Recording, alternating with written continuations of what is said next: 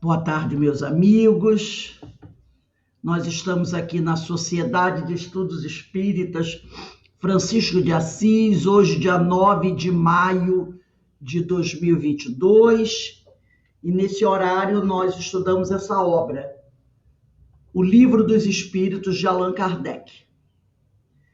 E nós estamos estudando a parte 2ª, capítulo 4, da pluralidade das existências, e hoje nós vamos começar a estudar a questão 186A. Então, 186A, que tem por título essas questões: encarnação nos diferentes mundos. Então, a 186A faz parte desse título, encarnação nos diferentes mundos, que está no capítulo 4, parte 2ª da pluralidade das existências. Então, antes de nós iniciarmos o nosso estudo, vamos fazer a nossa prece. Pai amado, Pai de infinita misericórdia e justiça, aqui estamos nós, Senhor, reunidos em Teu nome, em nome de Jesus, em nome dos amigos espirituais, para nos aprofundarmos dentro das nossas limitações, é claro, no estudo do Livro dos Espíritos, esse livro que é, podemos dizer assim, o carro-chefe da doutrina espírita.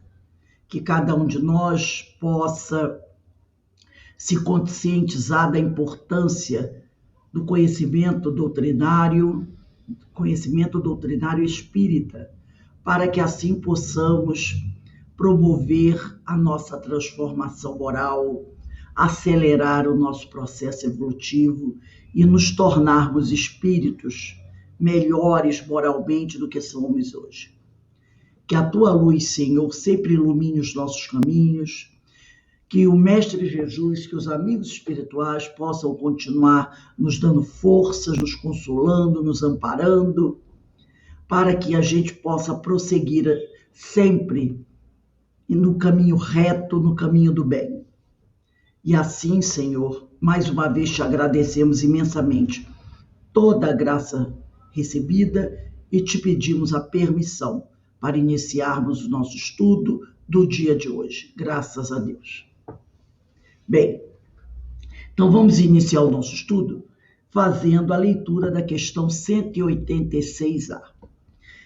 Pergunta assim Kardec aos espíritos: parece resultar daí que, entre o estado correspondente às últimas encarnações e o de espírito puro, não há linha divisória perfeitamente demarcada? Não.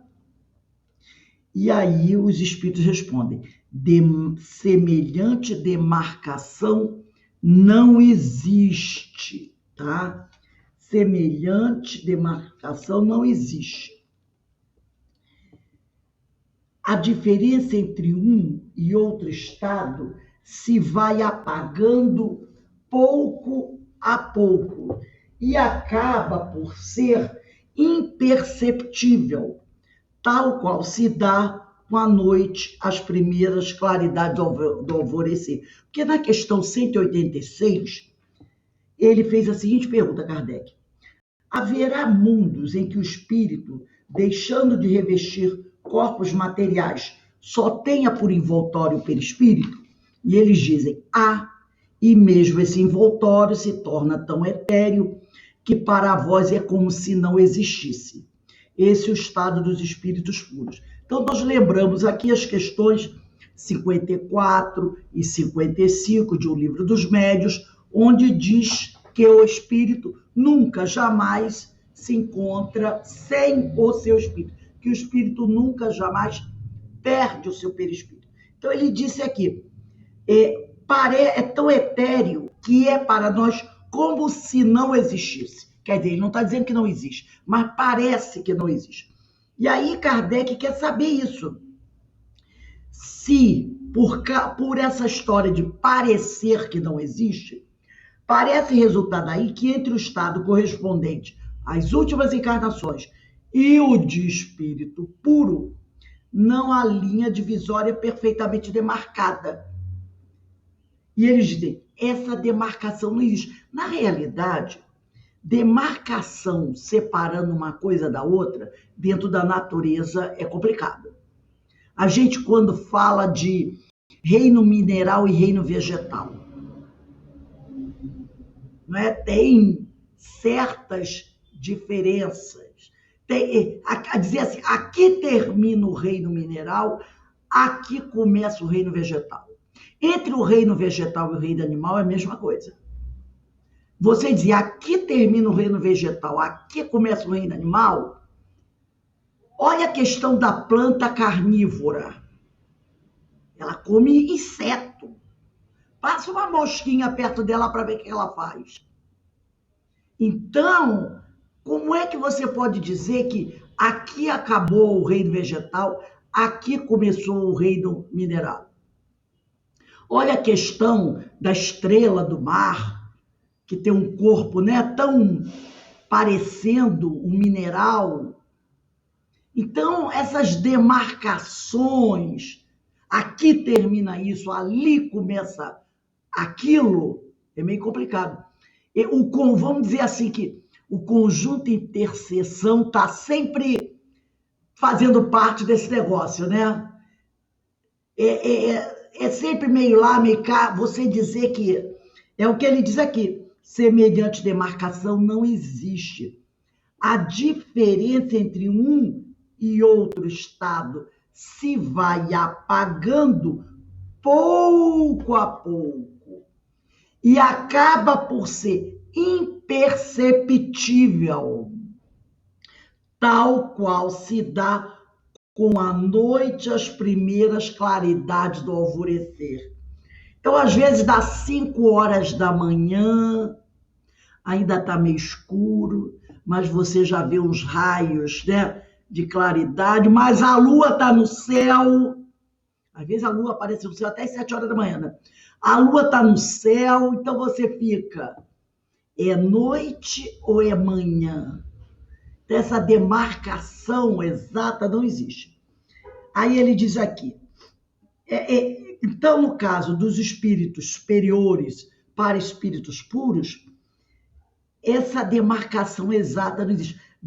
Se vai apagando pouco a pouco um nível, né? E o espírito vai adentrando outro. Então, isso é imperceptível. Aí, a 187. A substância do perispírito é a mesma em todos os mundos? Não. Ele diz que não. É mais ou menos etérea. Então, quando ele diz mais ou menos etérea, já dá para perceber que é difícil definir. Pelo menos para nós, o nosso grau evolutivo, é difícil definir. Ele diz, é mais ou menos etérea. Passando de um mundo a outro, o espírito se reveste da matéria própria desse outro mundo, operando-se, porém, essa mudança com a rapidez do relâmpago. Então, quando o espírito vai passar de um mundo para outro, a coisa já está tão no automático, porque isso foi feito, é um aprendizado que o espírito realizou através dos milênios. Então, aquilo já entrou no automático. Passando de um mundo a outro, ele já vai se revestir da matéria desse novo mundo aonde ele vai habitar. Então, a substância que reveste o perispírito não é a mesma em todos os mundos, até porque os mundos são diferentes. Por exemplo, nós temos, olha só, dentro do nosso sistema solar, que é um sistema solar, podemos dizer assim até bem simples, né? Em tamanho, apesar que é uma coisa que só de pensar 8 planetas, porque o Plutão não é mais planeta, né? Já é uma coisa absurda, né? mas em comparação com outros sistemas solares, ele é até dos pequenos. E você tem Mercúrio, Vênus, Terra, Marte. 4 planetas pedregosos, matéria, né? E aí você tem, então, Mercúrio, Vênus, Terra, Marte, pedregosos. Júpiter, Saturno, Urano e Netuno, gasosos. E tudo dentro do mesmo sistema solar. Então, é claro que a substância do perispírito, desses espíritos que habitam esses planetas, não pode ser igual. Como é que a substância que reveste, né, um perispírito de um planeta pedregoso como o nosso, material como o nosso, pode ser igual de um habitante de Júpiter, que é um planeta gasoso? Não pode. Até mesmo entre os pedregosos, vamos dizer assim, Mercúrio, Vênus, Terra e Marte, entre os 4, tem diferenças. Tem diferenças. Vamos pegar aqui no Livro dos Espíritos a questão 257, 7º parágrafo. 257, 7º parágrafo.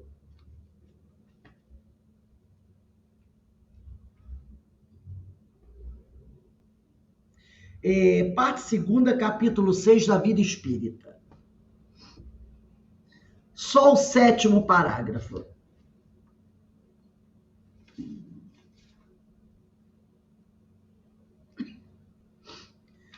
Começa assim: Aurido, todo mundo achou? Vamos lá.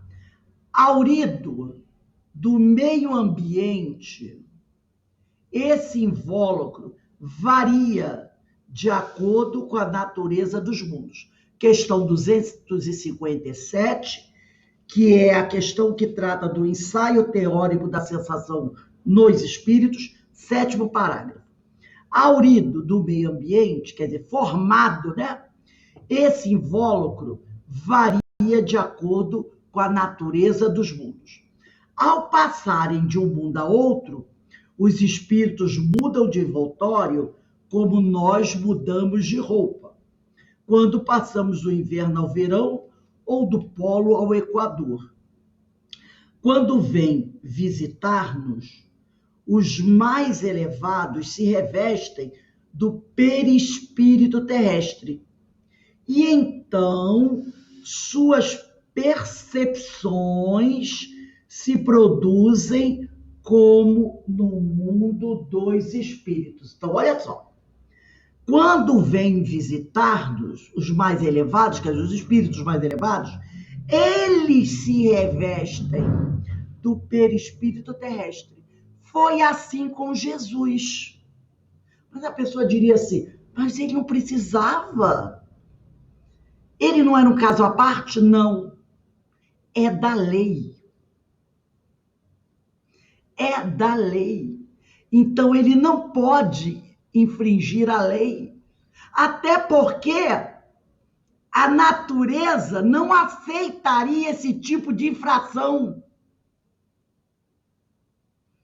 A lei é para todos. Não tem exceção. Entende? A lei, ela funciona para todos. Então, ainda mais um espírito puro jamais ia dizer para Deus assim, Senhor, quebra o meu galho, deixa eu ir com o meu perispírito do jeito que é. Ele então aqui nunca pediria. A lei não é nem que o espírito obedecer à lei. A lei reage sobre ele. Entende? Não é questão, eu vou infringir a lei, ou eu vou pedir para... Não, a lei é essa. Ela reage sobre a criatura. E se a criatura tenta infringir a lei, dá um problemão, não dá? Na nossa vida, dá um problemão, e depois a gente tem que se reajustar com ela, para poder seguir caminho. Não dá para seguir caminho infringindo lei. Não dá. O sujeito é obrigado a voltar para a porta estreita. Então, dizem aqui os espíritos, quando vêm visitar-nos os mais elevados, se revestem do perispírito terrestre. E então suas percepções se produzem como no comum dos espíritos. Se produz com todos os espíritos que vivem aqui. Por isso que ele diz, então suas percepções se produzem como no comum dos espíritos. No comum dos espíritos que vivem aonde? No planeta Terra. Como vai ser igual a todos os outros. Entendeu? As percepções. Vamos dar uma olhadinha agora na Gênese que eu pedi para vocês pegarem. Capítulo 14, item 8. A Gênese, capítulo 14, item 8.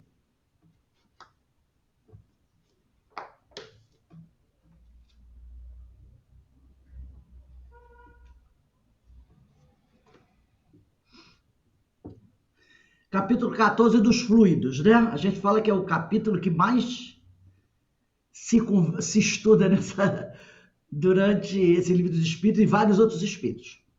Capítulo 14 dos fluidos, item 8. Diz assim: os espíritos tiram seu perispírito do meio onde se encontram. Isto é, esse envoltório é formado dos fluidos ambientais. Disso resulta que os elementos constitutivos do perispírito devem variar conforme os mundos. Aí ele vai trazer aqui, Júpiter, considerado um mundo muito avançado, comparativamente à Terra, onde a vida corporal não tem a materialidade da nossa, então a vida em Júpiter não tem essa constituição material como a nossa. Os envoltórios perispirituais devem ser, reparem, ele aqui não é dito com certeza absoluta. Percebeu? Ele diz, devem ser, porque aqui no Livro dos Espíritos, na questão 187, deixa eu ver aqui, quando ele deixa, né, uma ideia ainda um pouco vaga. Deixa eu ver onde eu achei aqui.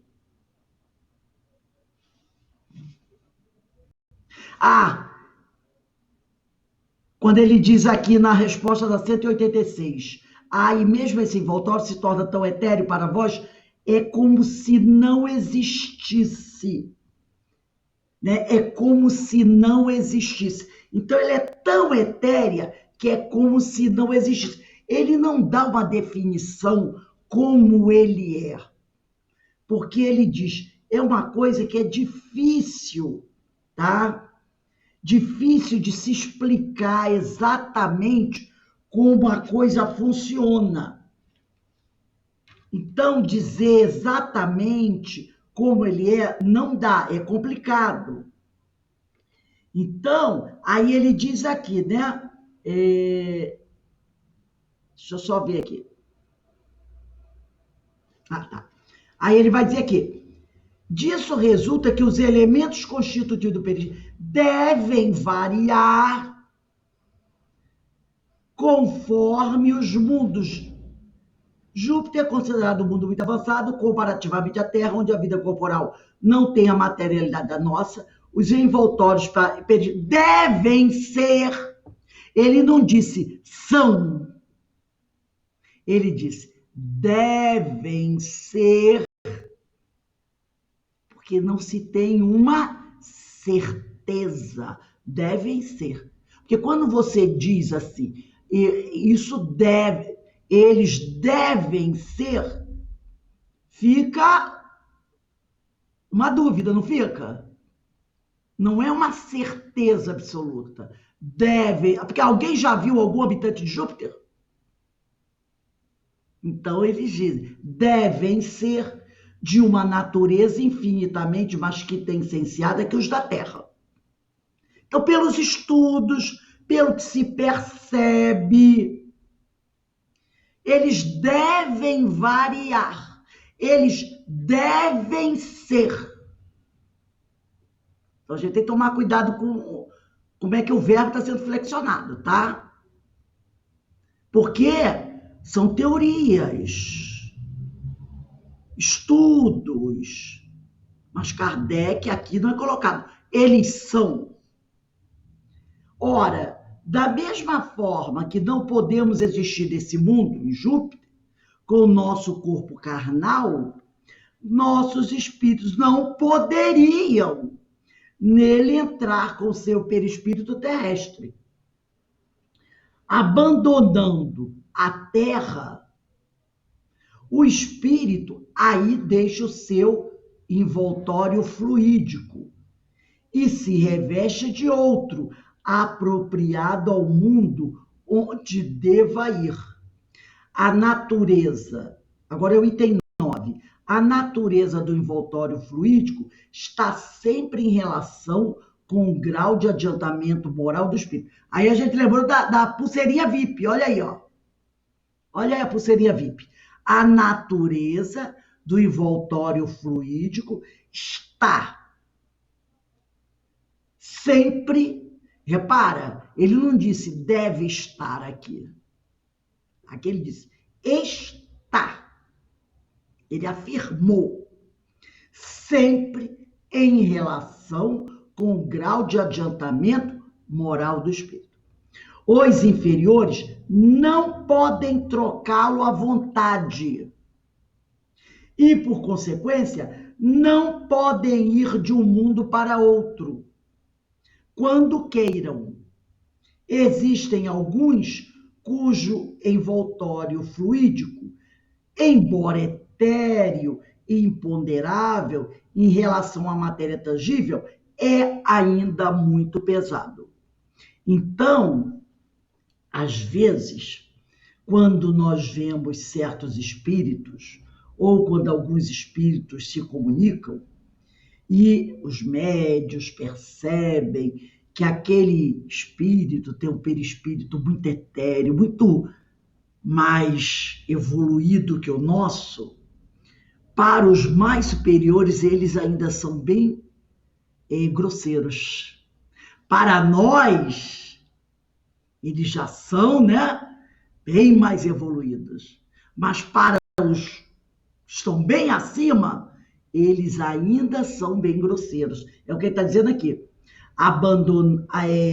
Os inferiores não podem ir de um lugar a outro como quando querem ou trocar de perispírito à sua vontade e não podem ir de um mundo para outro quando queiram. Até porque, já imaginou se existisse essa liberdade? A bagunça que poderia acontecer? Esses espíritos inferiores tendo esse livre trânsito poderia trazer um grave prejuízo, né? Então ele diz aqui, existem alguns cujo envoltório fluídico, embora etéreo, e bem mais etéreo que o nosso, em relação à matéria grosseira como a nossa, é ainda muito pesado, muito pesado. Então, aí a gente chega à conclusão que um perispírito de um espírito superior, de um espírito puro, é por isso que ele diz aqui, parece que nem existe. Parece até que nem existe. Então, a gente não tem essa noção do que seja um perispírito de um espírito assim. Porque o que a gente pode até chamar de etéreo, de super, para os verdadeiramente superiores, é bem grosseiro ainda. Vamos voltar à questão 188 de O Livro dos Espíritos. Kardec pergunta: os espíritos puros habitam mundos especiais ou se acham no espaço universal sem estarem mais ligados a um mundo do que outros? Porque nós, tá, habitamos um mundo comum. Eu nem entendo o que ele chama de mundo especial. Talvez sejam mundos muito elevados, né? E nós estamos ligados ao planeta Terra. E não podemos ir para outro mundo só pela nossa própria vontade, como foi dito no Livro dos Espíritos. E aí eles respondem assim: habitam certos mundos, mas não lhes ficam presos, como os homens à terra. Então, os espíritos puros, bem distantes do nosso nível evolutivo, habitam certos mundos, mas não vivem mais presos a esses mundos, como nós estamos presos na Terra. E só sairemos dela quando realmente conquistarmos a nossa hiper, super pulseirinha VIP. Não é? Só aí. Caso contrário, ficamos chumbados aqui da Terra. E ele diz assim: podem, melhor do que os outros, estar em toda parte. Tá? Aí tem uma nota de Kardec aqui no rodapé que diz assim: segundo os espíritos, antes da gente ir para a nota de Kardec, que é bem grande, vamos dar uma olhadinha na questão 172, só para a gente relembrar uma coisa que a gente já viu, mas só para a gente relembrar, porque ele está falando aqui de espírito puro e terra, né? Na 172, Encarnação nos Diferentes Mundos, Kardec pergunta assim: as nossas diversas existências corporais se verificam todos na Terra? Eles dizem: não, vivemos-las em diferentes mundos. As que aqui passamos não são as primeiras, nem as últimas. São, porém, das mais materiais e das mais distantes da perfeição. Não adianta fazer cara feia, Verinha. Não adianta fazer cara feia, tá? São das mais materiais e das mais distantes da perfeição. E quando ele diz: não, vivemos em diferentes mundos, mas para ir para esses diferentes mundos, não vamos por livre e espontânea vontade. Somos mandados, diferente dos espíritos puros. Como ele disse aqui, eles habitam certos mundos, mas não ficam presos a eles. Podem, melhor do que os outros, estar em toda parte. Nós não. Nós podemos viver em outros mundos, mas são mundos que são determinados para nós. Pode falar, Márcia. Então, esses espíritos puros, quando visitam outros planetas, como espíritos mesmo, eles têm que mudar a roupagem? Sim, foi o que nós lemos aqui, ó. Ah, foi. É isso que eu queria entender. Não, só isso era a minha dúvida. É da lei, tá? Eu pensei que era quando eles desencarnassem. Não, olha só, olha 187. Não, eu já entendi já, Rose. Passando de um mundo ao outro, o espírito se reveste da matéria. Jesus, quando veio para a Terra, ele teve que se revestir da matéria da Terra. Mas ele encarnou, né? Exatamente. Ele teve que se despir das camadas, apesar que o perispírito dele era só o corpo mental. Ele não tinha essas camadas todas que nós temos. Aí ele tem que fazer o quê? Formar camadas para poder habitar na Terra. Com um material, olha aqui, ó, próprio desse planeta, tá? É da lei. Tem que formar. Formar aqui, ó, as camadas perispirituais do material existente na Terra. Foi por isso que eu falei. Então, É da lei. então toda vez que vem um espírito assim, evoluído, Sim, sim. Bezerra de Menezes, vem visitar aqui e Ele for ajudar. encarnar, sim.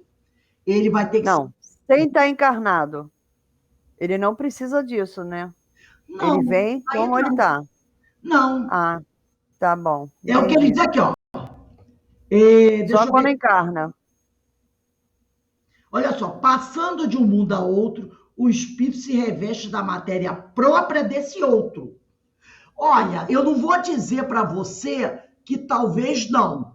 Dependendo da situação, se ele vai se aproximar muito da Terra, pode ser que ele tenha que fazer alguma mudancinha no seu perispírito, até para ser perceptível por nós. Entendeu? Entendi. Até para ser percebido, porque senão a gente nem percebe a presença dele. É verdade. A gente imagina Jesus, vamos lá pegar o máximo que nós conhecemos, é claro, né? Imagina Jesus vindo na sua potência total. Vamos imaginar o inimaginável para nós. Jesus vindo na sua potência energética total, se aproximar de um espírito como nós, o que vai acontecer? Vai dar problema. Rose, não foi o que aconteceu com Paulo de Tarso? Não ficou cego? Sim, tem até isso. Tem até uma outra história também. Fica complicado. Esses espíritos precisam diminuir a sua vibração. Diminuir a sua vibração. Porque imagina Jesus com toda a sua potência energética de um espírito puro se aproximando assim de um espírito como nós ainda, com muita materialidade. Pode implodir a gente. Causar Então ele precisa baixar a vibração dele. Fazer uma mudança. Então eu acredito que mesmo desencarnado ele precisa. Porque ele vai estar próximo da Terra. Ele pode não vestir um corpo de carne, mas ele vai estar na nossa atmosfera psíquica. A não ser que ele faça isso, e ele pode, de onde ele estiver, só através do pensamento. Tá? Emitiu aquele pensamento, fica lá e emite o pensamento. Pode ser que assim, mas se ele vier se aproximar, né, com sua forma energética da nossa atmosfera psíquica, imaginem quantos espíritos inferiores, vamos falar inferior, apesar de eu não gostar de usar esse termo, quantos espíritos sofredores, né, cheios de problemas, estão na atmosfera psíquica do planeta Terra. Na atmosfera terrestre do planeta Terra. Milhões e milhões e milhões. Espíritos que cometeram crimes, né? Espíritos de suicidas, espíritos que fizeram, né? Imagine um espírito puro se aproximando desses espíritos. Vai dar problema. Quer ver uma coisa? Uma comparação. Quando os espíritos vêm para a mesa mediúnica, eles já passam por um, entre aspas, tratamento do plano espiritual.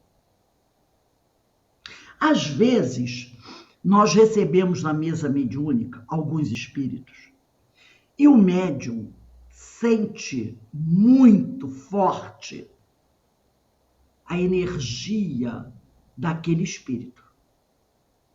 E se o médium não for um médium bem preparado, ele pode até se sentir muito, muito mal. E às vezes até um médium bem preparado sente o choque daquele perispírito, daquele espírito, às vezes um espírito muito problemático, muito rebelde, de uma condição assim moral muito pequena. Quem é médium psicofônico já passou por isso. Não é sentir aquela vibração, né? Às vezes o médium até depois pede um passe, ou o médium se sente muito afetado pela presença daquele espírito de uma condição moral muito pequena. Mas fiquem sabendo que antes desse espírito chegar até as nossas reuniões, ele já foi tratado. Ele já foi tratado. E mesmo sendo tratado, ele provocou tudo aquilo. Imagina se ele viesse como ele era, como ele estava. O baque seria.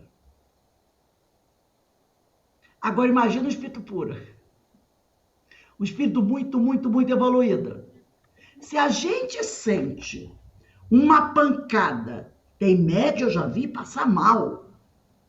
Pedir naquele momento, ficar realmente, sabe, afetado pela presença daqueles espíritos que vêm, às vezes, com muita dificuldade. Imagine um espírito puro. Então, eu acredito, Márcia, que ele tem, assim, que fazer algo, eu não sei como nem como isso pode ser feito, mas que ele, primeiro, diminua a sua vibração e tenha, assim, uma alteração no seu perispírito, mesmo que ele não venha a vestir o corpo de carne. Entendeu? Porque a energia é muito grande. É como você deu o exemplo da mesa, né? É mais ou menos a mesma coisa. O espírito inferior para um espírito superior. Exatamente. O choque é grande. E a gente vê isso acontecer, né? Então, eu estou aqui na 188, né? Ah, tá. Aí tem essa notinha de Kardec. Kardec diz assim, olha só, segundo os espíritos. O que ele vai apresentar aqui é que aquilo que os espíritos passaram para ele. Segundo os espíritos de todos os mundos que compõem o nosso sistema planetário, de todos os 8 planetas do sistema planetário, a Terra é dos que têm habitantes menos adiantados. Então, dos 8, nós estamos... Que tristeza! Nós melhoramos um pouquinho porque eles tiraram Plutão, senão a gente era o 9º. A gente era o 9º. Tiraram Plutão, a gente virou o 8º, tá? Então, segundo os espíritos, não é Kardec que afirma, é a opinião dos espíritos. A Terra é dos que têm habitantes menos adiantados, física e moralmente. Marte lhe estaria ainda abaixo. Então ele diz que, Marte está mais abaixo. Sendo-lhe Júpiter superior de muito. Então ele diz, é um dos que tem menos... E os homens da Terra estão doidos para ir para Marte. Reparou? Só que Marte está abaixo da gente. Então, se é assim, somos 8º, quer dizer, nós não somos 8º, mas somos 7º, vamos dizer assim. E Marte é o 8º. E o povo está doido para ir para Marte. Marte tem espíritos menos adiantados do que nós. Então, o povo está querendo ir para Marte, gente. Então, ele diz aqui, né? Marte lhe estaria ainda abaixo, sendo-lhe Júpiter superior de muito, a todos os respeitos. O Sol não seria mundo habitado por seres corpóreos, mas simplesmente um lugar de reunião dos espíritos superiores, os quais de lá irradiam seus pensamentos para os outros mundos.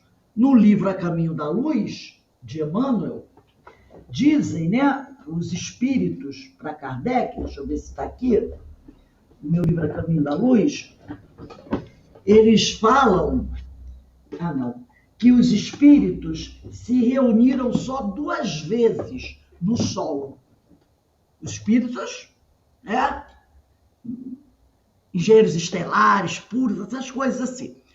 Que eles se reuniram 2 vezes. Uma vez para planejar a criação do planeta Terra. E a outra, olha como eles são atarefados. Olha como eles são atarefados. Se reuniram a primeira vez para planejar a criação do planeta. E se reuniram a segunda vez para planejar a vinda de Jesus. Entre a primeira reunião e a segunda reunião, teve alguns bilhões de anos. Então, olha como eles são atarefados. Não fazem reunião toda hora, não. Não tem reunião toda hora. Então, eles dizem aqui, né? Mas simplesmente um lugar de reunião dos espíritos superiores, os quais de lá irradiam seus pensamentos para os outros mundos que eles dirigem por intermédio de espíritos menos elevados. Então, eles, né? Se reúnem lá no Sol, de lá irradiam seus pensamentos para espíritos menos elevados que dirigem outros mundos. Esses menos elevados aqui é coisa que a gente nem sabe o que seja. O menos elevado que dirige o mundo. Imagine, né? Transmitindo-os a estes por meio do fluido universal. Eles transmitem as ordens deles para esses espíritos que dirigem esses mundos através, né, do fluido universal. Imagine esse trabalho. Continua aqui. Considerado do ponto de vista da sua constituição física, o Sol seria um foco de eletricidade. Todos os sóis como que estariam em situação análoga, quer dizer, semelhante. O volume de cada um e a distância que esteja do Sol, nenhuma relação necessária guardam com o grau do seu adiantamento, pois que, do contrário, Vênus deveria ser tida por mais adiantada do que a Terra, e Saturno menos do que Júpiter. Então, a posição onde eles se colocam, os planetas, não tem nada a ver. Muitos espíritos que na Terra animaram personalidades conhecidas disseram estar reencarnados em Júpiter, um dos mundos mais próximos da perfeição. E há causado espanto que nesse globo tão adiantado estivessem homens, a quem a opinião geral aqui não atribuía tanta elevação. Nisso nada há de surpreendente, desde que se atenda a que possivelmente certos espíritos, habitantes daquele planeta, foram mandados à Terra para desempenharem aí certa missão, que aos nossos olhos os não colocava na primeira plana, no primeiro plano. Então ele está dizendo o seguinte, que tem espíritos, pelo que dizem os espíritos, Júpiter é um planeta mais adiantado, tá? Mas, de vez em quando, chegam mensagens de espíritos que nós aqui na Terra os considerávamos coisa pequena. E eles estão lá em Júpiter. Entendeu o que ele está querendo dizer? Primeiro que o nosso julgamento é muito ruim em relação às pessoas. É muito pequeno em relação às pessoas. Por isso que ele diz aqui, ó. Tem espíritos que foram mandados para a Terra para desenvolver certas missões e passaram, muitas vezes, desapercebidos por nós. Por que não apareceu na capa da revista Tchan, Tchan, Tchan, Tchan? Por que não apareceu no Jornal Nacional? Por que não foi capa, nem apareceu no Facebook? E ninguém nunca soube dele. Mas, às vezes, ele estava trabalhando lá no interior da África, no interior da Ásia, no Oriente Oriente Médio, no sertão brasileiro, socorrendo muita gente com vestidinho de chita, com o pé no chão, com lenço amarrado na cabeça, com as unhas todas sem fazer, entendeu? Sem nenhuma beleza estética, fazendo um trabalho grandioso de amparo aos mais sofridos.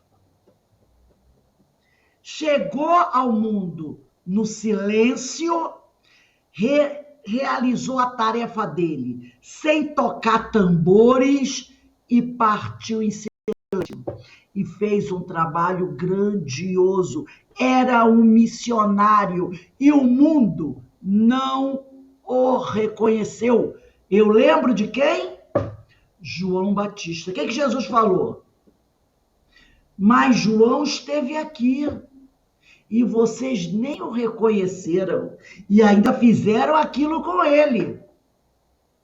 Ó, cortaram a cabeça dele. Entendeu? Quando eles... João, Elias, mas ele diz, que há de vir, quer dizer, João, Elias, que ainda virá, é isso que eles estão dizendo. E Jesus, não, ele já veio. Ele já veio, realizou a missão dele, que foi preparar o caminho para a minha vinda. Foi um trabalho extraordinário e vocês nem o reconheceram. Quanto, gente? Quantas pessoas, vamos falar só do nosso país, pelo nosso país afora, abrem pequenas, entre aspas, instituições, que às vezes é até na casa deles mesmo, recolhem inúmeras crianças abandonadas. Para educar de verdade, tá? Não é para explorar, não. Para educar de verdade. Educam, alimentam, auxiliam esses espíritos a se tornarem homens de bem, ajudam famílias desamparadas, servem, fazem quentinha, recolhem, pedem dinheiro para arrumar produtos para fazer quentinha, sai pela rua distribuindo quentinha, ninguém fica sabendo. São esses espíritos. São esses espíritos. Por isso que ele diz aqui, quando ele diz aqui, ó, muitos espíritos que na Terra animaram personalidades conhecidas, disseram estar reencarnados em Júpiter, um dos mundos mais próximos da perfeição. Dizem até que Mozart já teve por lá também. E a causado espanto que nesse globo tão adiantado também, junto dessas personalidades famosas, por nós, conhecidas por nós, também estivessem homens e mulheres, né, a quem a opinião geral aqui não atribuía tanta elevação. Aí a gente lembra de Lázaro e o rico, lembra? Também. Nisso nada há de surpreendente, desde que se atento a que possivelmente certos espíritos habitantes daquele planeta de Júpiter foram mandados à Terra para desempenharem aí certa missão que aos nossos olhos os não colocava na primeira plana, quer dizer, no primeiro plano. Em segundo lugar, deve-se atender a que entre a existência que tiveram na Terra e a que passaram a ter em Júpiter, podem eles ter tido outras intermédias em que se melhoraram. Também pode acontecer o seguinte, o sujeito aqui teve uma vida, né? Vamos dizer, há 5 reencarnações atrás. Pintou e bordou. Depois disso, ele teve outras encarnações em outros mundos ou aqui na Terra que ninguém ficou sabendo. E ele se adiantou. E agora ele se apresenta lá em Júpiter. Mas como? Eu vou citar um exemplo aqui. Imagina um desses faraós, um desses Césares que fizeram tudo que não devia. Aí, de repente, alguém diz, olha, o César tal, o faraó tal está em Júpiter. Pessoal, que horror! Como isso é mentira? Entre a época que ele foi César ou faraó até hoje, Olha quantos séculos passaram. Olha quantos milênios passaram. Ele pode ter, em outras vidas, em outros mundos, se corrido atrás do prejuízo. E hoje está numa posição. O mais próximo que a gente eu poderia citar, seria Jesus Gonçalves. Não estou dizendo que ele está em Júpiter, mas ele está bem melhor do que quando ele foi a Larico, não é? Ele foi a Larico há mais ou menos 1000 anos atrás. Ano 800, ano 700, 800, por aí, depois de Cristo. Hoje, ele coordena todo um complexo no plano espiritual. Mas quantos anos se passaram? 1200 anos, por aí, eu não me lembro muito bem, a época que Jesus Gonçalves foi o Alarico, ele ainda foi o 1 e o 2, né? Então, depois Cardeal Richelieu,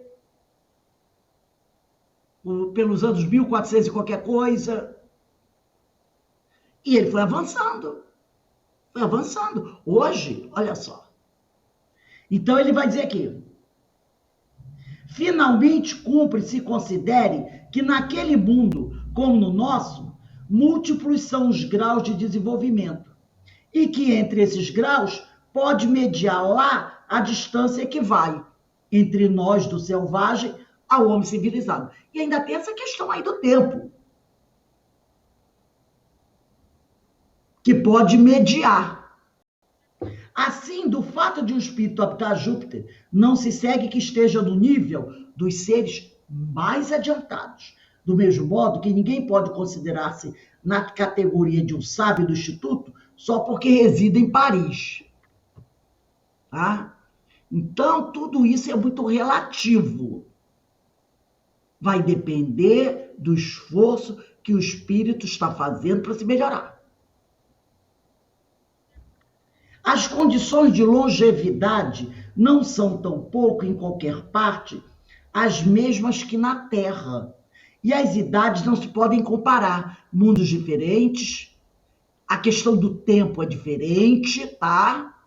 Nós já vimos isso na aula passada, que em alguns planetas a infância tem um tempo muito curto, em outros, como o nosso, o tempo da infância é mais comprido.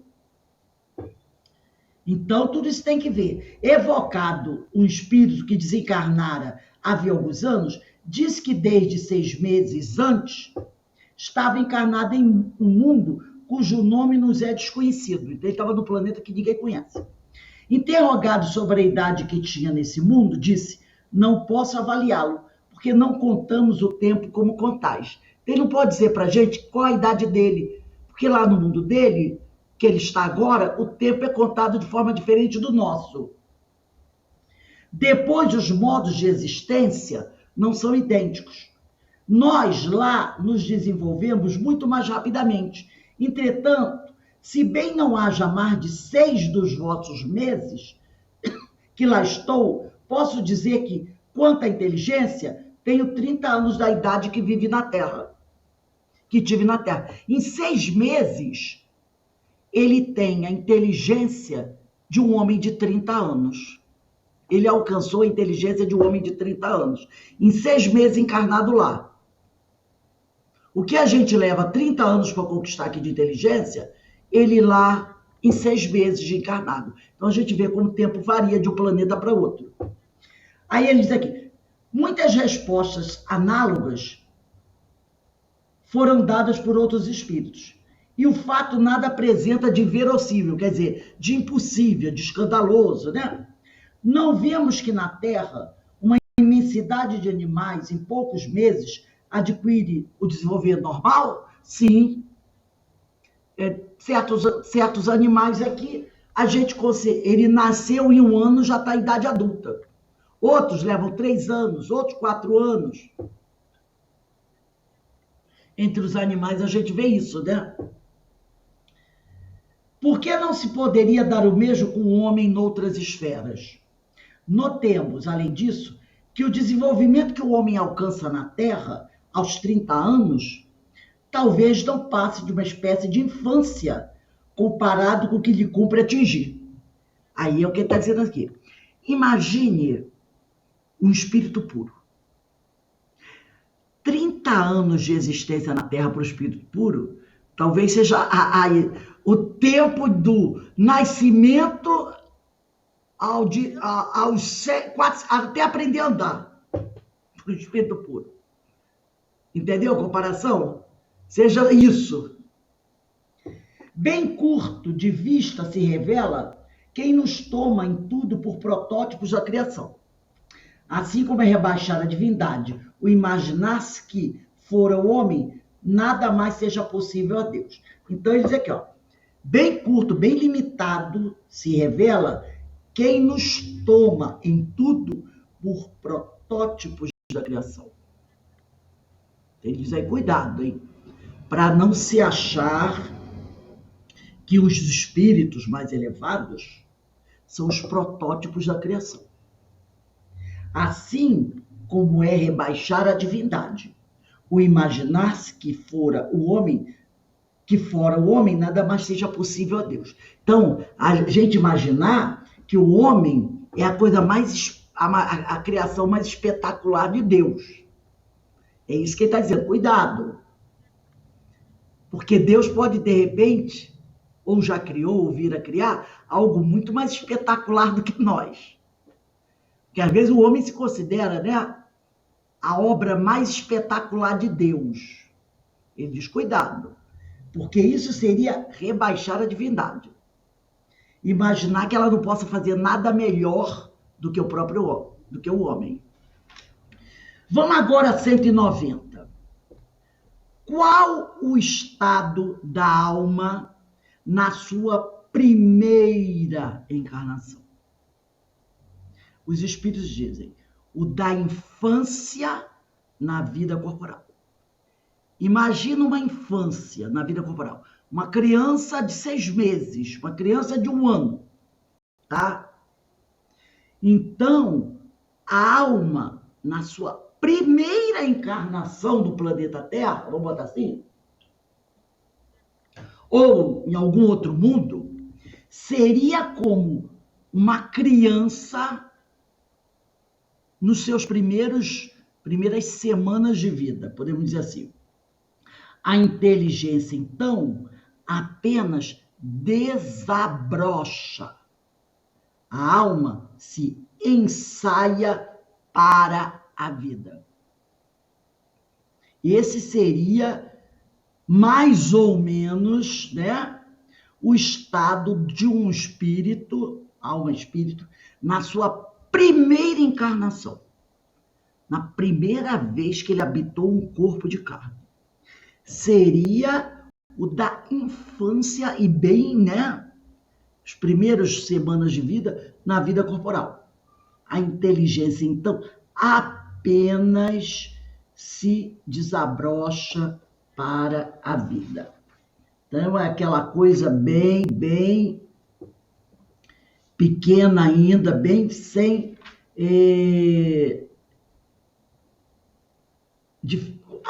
Eu pulei aqui, antes de ter... Eu pulei a 189.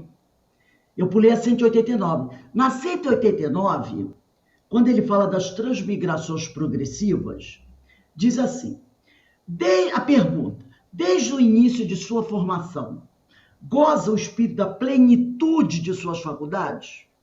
Eles dizem não, pois que para o espírito, como para o homem, também é infância. Para o espírito, por isso que a outra pergunta estava relacionada a isso. Para o espírito, como para o homem, também há infância. Em sua origem, a vida do espírito é apenas instintiva. Isso se chama inteligência não racional. Ele mal tem consciência de si mesmo e de seus atos. A inteligência só pouco a pouco se desenvolve. Então, em sua origem, quando na sua primeira encarnação, a vida do espírito é apenas instintiva, chamada de inteligência não racional. Vamos dar uma olhadinha nas questões 72 e 73. 72 e 73.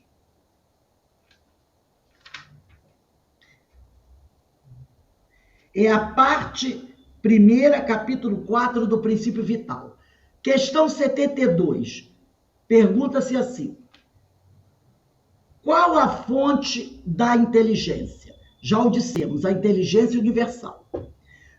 72A. Poder-se-ia dizer que cada ser tira uma porção de inteligência da fonte universal e assimila, como tira e assimila o princípio da vida material?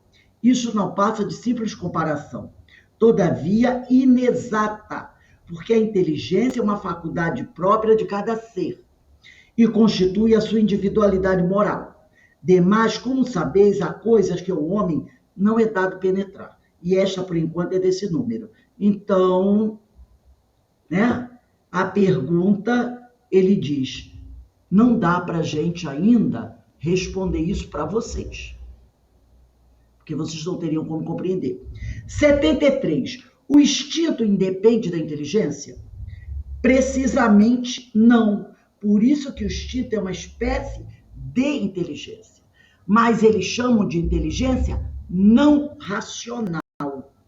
O animal, por exemplo, ele tem uma certa consciência, mas não tem a individualização da consciência. Por exemplo, o espelho. Quando o cão, um cão vê um animal, um outro cão no espelho, ele pode até identificar, vamos dizer, um cão, mas ele não sabe que é ele, entendeu? Ele não tem essa individualização da consciência. Ele olha para o espelho, ele vê um animal, mas ele não sabe que é ele. É uma inteligência, esse instinto, é uma inteligência sem raciocínio. Por ele é que todos os seres provêm as suas necessidades. Então, o instinto é uma inteligência não racional. A inteligência racional é a consciência. Inteligência racional é a consciência. O instinto é o reflexo, é o automatismo, é a esteira de hábitos. Então, esse instinto é uma inteligência não racional. Tá? A inteligência racional é a consciência. Você tem consciência. Essa é a inteligência racional.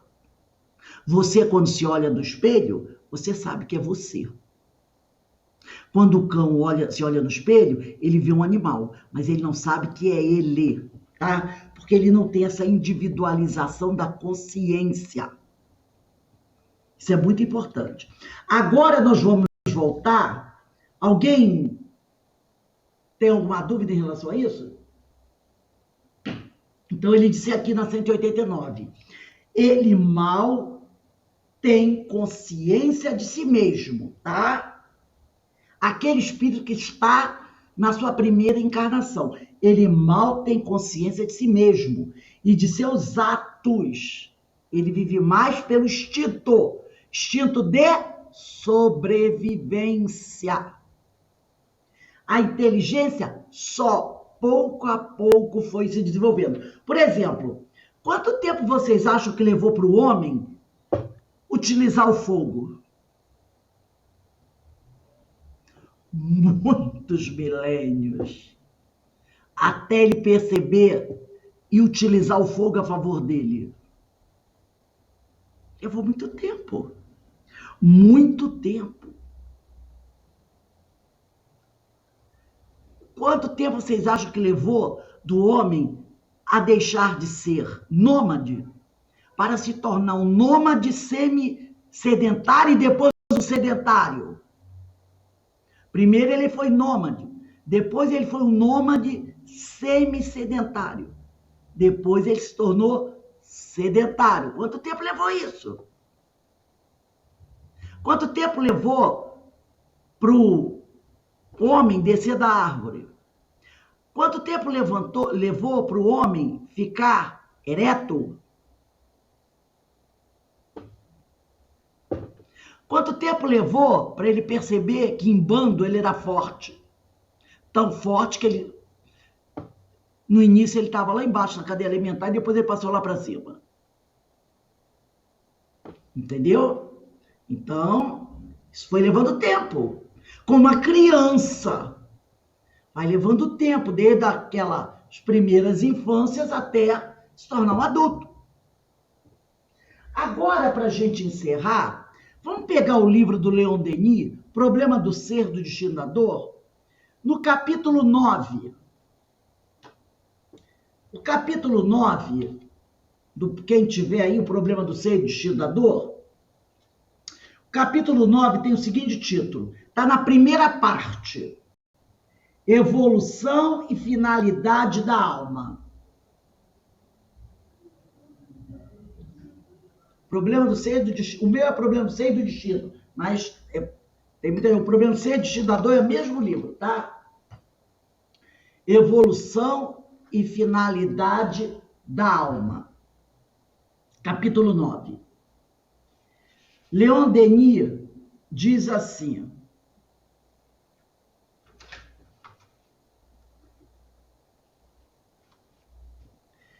a alma, todo mundo, quem tem o livro já pegou. A alma, dissemos, vem de Deus. É o princípio da inteligência e da vida em nós. Essência misteriosa, ela escapa à análise, como tudo que emana do absoluto. Ninguém, em lugar nenhum, hoje tem condições de definir a alma. Pelo menos no nosso nível evolutivo, tá, gente? Criada por amor, criada para amar, criada por amor, criada para amar. Tão fraca que pode encerrar-se em uma forma limitada e frágil. Olha que diz, é tão fraca a alma que pode ficar presa dentro de um corpo frágil. É frágil, é. Se você, de repente, toma um tropeção na rua, numa pedrinha pequena, e se você cai de mau jeito, pode dar um problemão, né? Pode até acabar com a vida daquele corpo. Tem tanta gente que desencarna uns tombos tão bobos, não é? Então ele diz aqui, tão grande, também é tão grande, que com o impulso do pensamento, abraça o infinito. A alma é uma parcela da essência divina, projetada no mundo material. Aí ele faz uma pergunta. Desde a hora de sua descida à matéria, que caminho percorreu para retomar o ponto atual de sua caminhada? Desde o momento da sua primeira encarnação, para chegar até hoje, como ela se encontra, que caminho essa alma percorreu? Que caminho nós percorremos desde o momento que nós assumimos a nossa primeira encarnação até hoje? Foi necessário passar por vias obscuras, revestir-se de formas, animar organismo que ela descartava ao final de cada existência, como se faz com um casaco que não serve mais. Todos esses corpos de carne pereceram. O sopro dos destinos dispersou-lhes o pó, mas a alma persiste e permanece em sua perenidade, porque ela é imortal, não é?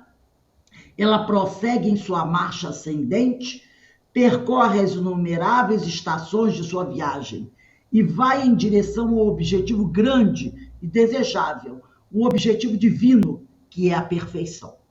A alma contém, em estado virtual, todos os germes de seu desenvolvimento futuro.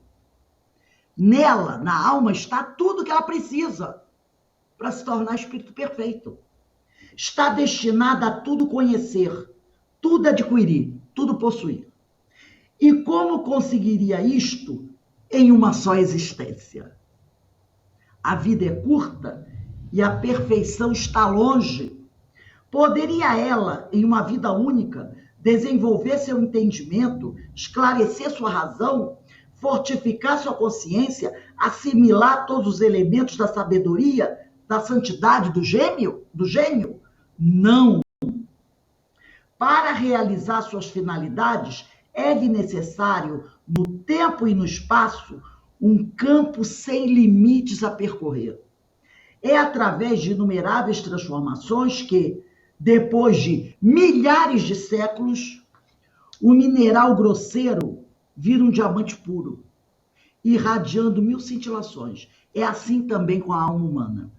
O objetivo da evolução, a razão de ser da vida, não é a felicidade terrena. Então, olha só o que ele diz aqui.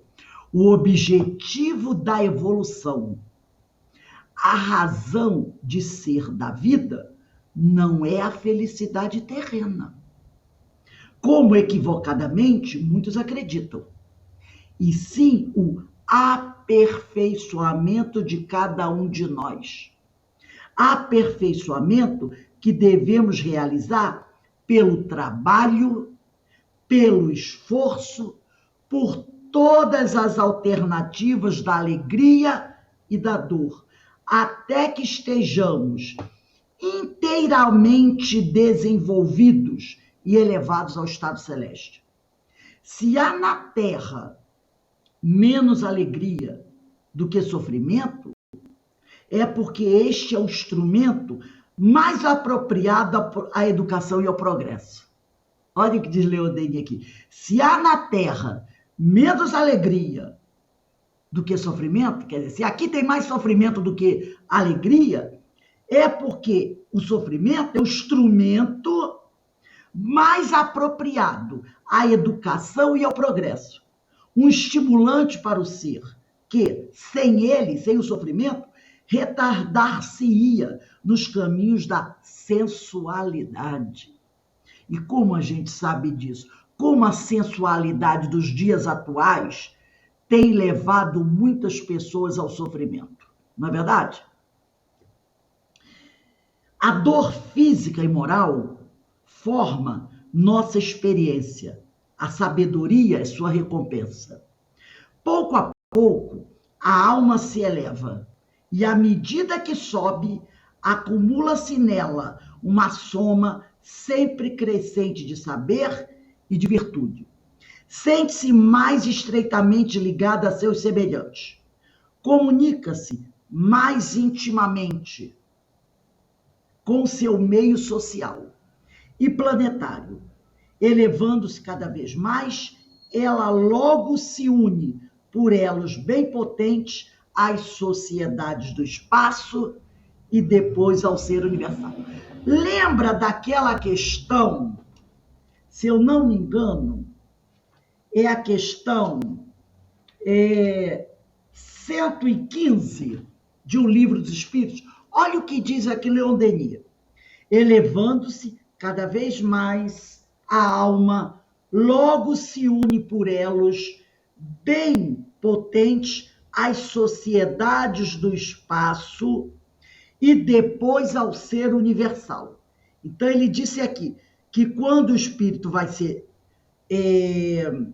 elevando, ele vai se unindo, tá? Por elos bem potentes às sociedades do espaço e ao ser universal. E olha o que está na questão 115. Deus criou todos os espíritos simples e ignorantes, isto é, sem saber. A cada um deu determinada missão, com o fim de esclarecê-los e de os fazer chegar progressivamente à perfeição, pelo conhecimento da verdade, para aproximá-lo de si. Então, elevando-se, o espírito vai se unindo pelos elos bem potentes às sociedades do espaço, aos espíritos mais elevados, e depois ao ser universal. Vai se aproximando dele, Deus. É o que está na questão 115 do Livro dos Espíritos. Tá? Então, nós vamos parar por aqui, né? Semana que vem, nós vamos iniciar na questão 191.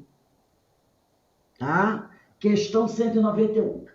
E aí eu vou mais uma vez lembrar a vocês o seguinte, que quarta-feira, às 7:50, nós vamos iniciar o nosso estudo das obras de Emmanuel. O primeiro livro a ser estudado vai ser esse aqui. Essa é a capa antiga, Emmanuel. E essa é a capa nova. Não sei se dá para vocês perceberem. A capa nova, o nome Emmanuel está aqui, né, no meio. Está mais ou menos aqui. Essa é a capa nova. Mas essa é a capa antiga. Eu trouxe, Denise, eu já trouxe o seu, tá? Já trouxe o seu, a Verinha Eckert também comprou, a Ideína também comprou. Sabe aonde? Aonde era a biblioteca do CEOI. Aquela sala reservada, não estou falando da livraria, não. Lembra onde era a biblioteca do CEOI? Lá na biblioteca tem para vender baratinho. Deve ser uns 3, 4 reais por aí. Aí a Ideína, eu levei a Ideína lá, comprou a Verinha Eckert. Aí eu trouxe para o Menezes e trouxe para a Denise. E também trouxe da Sueli Caldas Schubert também. Eu achei lá baratinho, nós compramos também a Verinha, a Ideína, né? Então, Emmanuel, capa antiga, é esse. Primeiro livro psicografado do Chico pelo Espírito Emmanuel. Foi o primeiro livro. Muito importante. Então, aqui... Eu acabei de descobrir que eu vou fazer o curso. Oi? Acabou? Por que será que eu levei você até para comprar o livro, hein? E o seu é da capa... Acabei de descobrir. O seu é a capa amarelinha. Percebeu? Olha lá a sua capa amarelinha. Por que será? Não é? Então, quarta-feira, 7:50, afinal, né? Você está estudando o Livro dos Espíritos. Por que será que tudo isso você está estudando? Então, essa é a capa nova, essa é a capa antiga, tá? E tem gente, se vocês encontrarem em Júpiter, qualquer hora dessa, a culpa é da Rose, tá? Plutão, que nem planeta é mais. Cítico em Plutão, que perdeu o título de planeta. Então, gente, nós vamos encerrar aqui. Daqui a 10 minutinhos, a Denise retorna com os ensinos de Jesus, né? Então, agradecemos a Deus essa oportunidade que o Senhor nos concede de estarmos todos reunidos aqui mais uma vez para podermos crescer, aprender mais e nos tornar espíritos melhores do que somos. Estamos tendo uma oportunidade ímpar. Precisamos esvaziar Plutão para assim podermos ascender à categoria de um verdadeiro planeta. Tá? Então, sempre agradecemos a Deus essa oportunidade, que é uma oportunidade maravilhosa. Que o Senhor ilumine a todos nós. Então, meus amigos, vamos dar uma paradinha aí, tomar um cafezinho. Quando for 19h30, estaremos de volta para estudar os incídios. Hoje teremos o nosso... Memórias de um Suicida. Desculpa, é que a Denise... Hoje nem quinta-feira, não. É Memória de um Suicida, é isso aí, Memória de um Suicida. E hoje teremos a palestra do nosso irmão Evaldo Raia, que vai fazer a nossa palestra do tema mais, né? Deixa eu confirmar aqui para também não falar besteira. Mas é isso mesmo, né? É porque, minha filha, é tantos estudos, e a Denise daqui a pouco está arrumando mais um aí, que também ela não está sabendo, mas ela vai... Eu adoro dar novidades. Deixa eu só abrir aqui, só para confirmar aqui. O tema, né, do nosso companheiro é o livro Religião dos Espíritos. Mais Evaldo Raia, 19h40, estará conosco, tá bom? Então, vamos tomar um cafezinho aí. Aninha também já comprou o livro? Emmanuel?